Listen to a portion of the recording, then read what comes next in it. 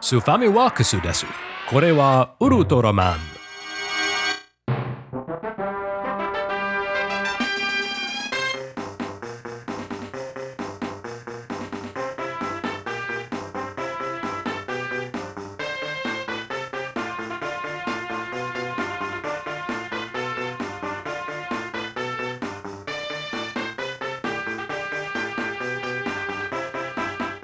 As a Japanese child who grew up in the late Showa era, I naturally have tremendous affection for the Ultraman series. A true hero of the tokusatsu genre, Ultraman is... Wait, no, sorry, I got confused for a second. What I meant was, not being a Japanese child who grew up in the late Showa era, Ultraman for Super NES always baffled me. I'd see it in stores, sitting amidst a variety of more familiar and compelling titles, even late into the Super NES era. No one bought the game, it seems, so it languished in Targets and KB Toys across America. I always had a feeling Ultraman was based on something, because it had this kind of retro look to it that seemed way too specific to have been created whole cloth for some anonymous Super NES game. But in those days, before widespread internet-connected devices in our pockets to let us hunt for reference materials anywhere and any time, the name Ultraman never stuck with me long enough for me to bother to look it up on AOL when I got home or whatever. Now, of course, we all know that Ultraman Toward the Future was indeed representative of vintage media property, as seen in Game Boy Works' episode on Ultraman Club, a completely different take on the franchise than this one. Ultraman Club never made it to the US though, whereas Towards the Future hit right square in the middle of the Super NES's launch period. As it turns out, this happened for a very specific reason. Publisher Bandai hoped to kite the game in the slipstream of an attempt to bring the Ultraman TV series to America for the first time. What is it? Shut up, it can home in on our intercom system. This was one of many earnest efforts to localize Japanese media for the West during the early 90s, part of the same movement that gave us Mighty Morphin Power Rangers, Masked Rider, Sailor Moon, Dragon Ball Z, and eventually a tsunami of import cartoons. A toonami, if you will. Ultraman was no Power Rangers, though. While Saban's Tokusatsu project became a media giant here in the US, Ultraman lasted a whole 13 episodes and was never heard from again. By the time I even owned a Super NES, the summer of 1992, Ultraman had come and gone without fanfare. And yet, the game lingered on shelves for years and years. Quite the legacy. It will not surprise you to learn that Ultraman Towards the Future comes to us from publisher Bandai. They pulled a similar trick to this early on in the NES's life. They localized a Kinnikuman game as an attempt to cash in on the short-lived Muscle Things toy fad. The similarities don't end there either. Like Muscle Tag Team Wrestling, Ultraman takes the form of a decidedly crappy fighting game.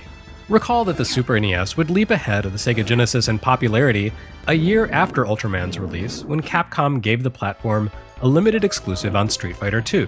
And in case you young ones have ever wondered why Street Fighter II was such a big deal, well, here's Ultraman as an example of what the fighting genre was like before Chun-Li spinning bird kicked her way into our hearts.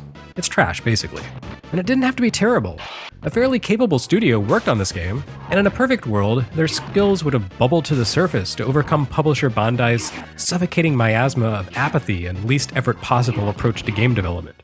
According to Game Developers Research Institute, Ultraman's development duties fell to Nova Games and Human Entertainment. Nova was probably something of a lost cause. That company produced few games during its existence, and as we saw with SD Lupin III, they were mildly competent at best. Human, though, they were champs. Although their early output was kind of all over the place, the one thing Human knew was the martial art of grappling. We saw that in the HAL Wrestling episode of Game Boy Works, a game clearly derived from their work on the Fire Pro Wrestling series, which had become a huge hit in 1989 on PC Engine, a full year before this Ultraman game debuted in Japan. One assumes the excellent showing Human made with those games inspired Bandai to bring them into the fold on this Ultraman brawler. And, you know, there are some interesting ideas at play here. It's not any fun, but it's interesting. That's more than you can say for a lot of licensed games of the era. The things that define the rules of the Ultraman TV series seem like they should make for a pretty good video game premise. The show frequently involves a Monster of the Week gimmick, culminating in a one-on-one fighting match, mixing a variety of weirdo alien powers against Ultraman's space-powered martial arts techniques. Not only that, but the caustic atmosphere of Ultraman's world means that he can only maintain his giant form for 3 minutes at a time, which perfectly translates into a time limit for video game matches.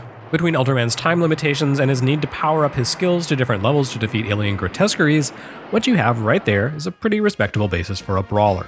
Unfortunately, it goes off the rails pretty much right from the start. Once Ultraman scales up to giant-sized, utilizing the console's Mode 7 feature in the most canonical way imaginable, the unpleasantness unfurls immediately. In the game's attempt to capture the scale of the characters involved, it turns each match into an agonizingly sluggish exercise in tedium.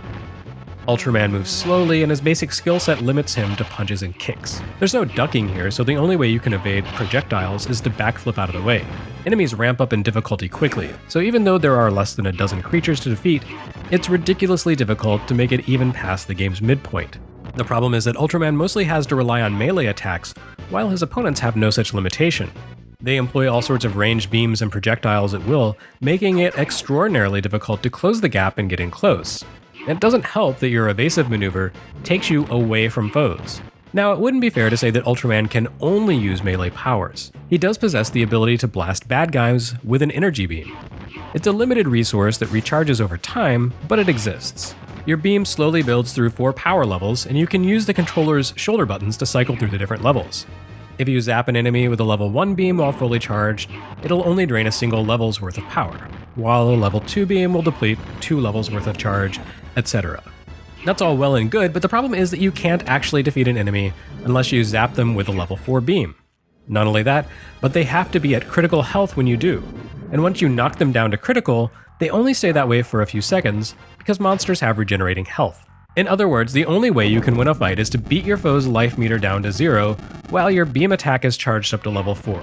Toggle your skill select to use the level 4 beam, and zap them with the beam before they recover any health. It's a cumbersome, frustrating design convention that forces ridiculous constraints on each match, not least of which is turning your already limited ranged attack capabilities into a precious resource that you dare not use. You have a handful of lives with which to reach the end, and Zero continues. This may be a 16-bit game, but it was clearly cut from the 8-bit cloth of creating quote-unquote replay value through hostile design and grinding repetition. To my knowledge, Towards the Future was the only Ultraman game ever released outside Japan until some little-known mobile game hit iOS in 2013. And understandably so. If this was the best first impression the franchise could make, it was doomed from the start. Not that the other tokusatsu-based games that would reach the US were particularly impressive either.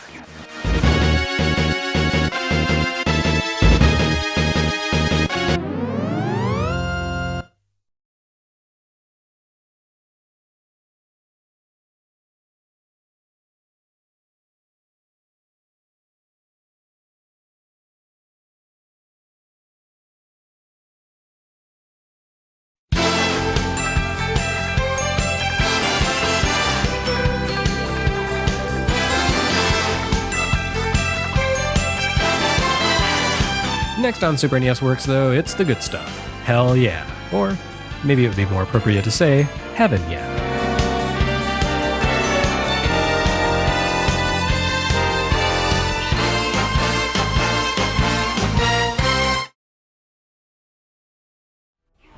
Oh, you're still here. Well, okay, there's one last interesting thing I wanted to point out.